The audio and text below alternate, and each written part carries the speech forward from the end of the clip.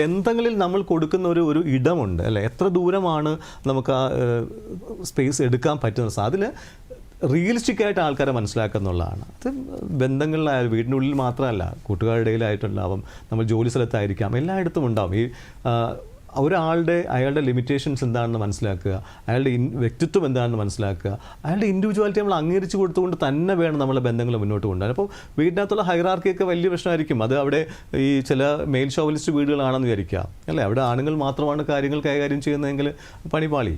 ഒരാളുകളെ മാറിയ അവരെന്താണ്, അവരുടെ പരിധി എന്താണ് അല്ലേ, അവരുടെ സംസ്കാരം എന്താണ്, രീതി എന്താണ്, ഇതൊക്കെ തന്നെ മനസ്സിലാക്കിയിട്ട് അറിഞ്ഞ് പെരുമാറുക എന്ന് നമ്മൾ പറയും. കൃത്യമായി ഉള്ളകങ്ങളെ അറിഞ്ഞ് മനസ്സിലാക്കുകയും ചേർത്ത് നിർത്തുകയും വേണം. ഞാൻ നിങ്ങൾക്കിപ്പോൾ ഉണ്ടാകുമെന്ന് പറയുന്നൊരു ഒരു വാക്കുണ്ട് അല്ലേ? ചേർത്ത് നിർത്തൽ എന്ന് പറയുന്ന ലോകത്തിൻ്റെ പ്രധാനപ്പെട്ട വാക്കുകൾ ഒന്നാണ് ചേർത്ത് നിർത്തൽ എന്ന് പറയുന്നത്. അത് ബന്ധങ്ങളിൽ നമ്മുടെ ആവശ്യങ്ങൾക്ക് വേണ്ടി മാത്രങ്ങളെ ബന്ധങ്ങൾ കൊണ്ടുവരാതിരിക്കുക അല്ലേ?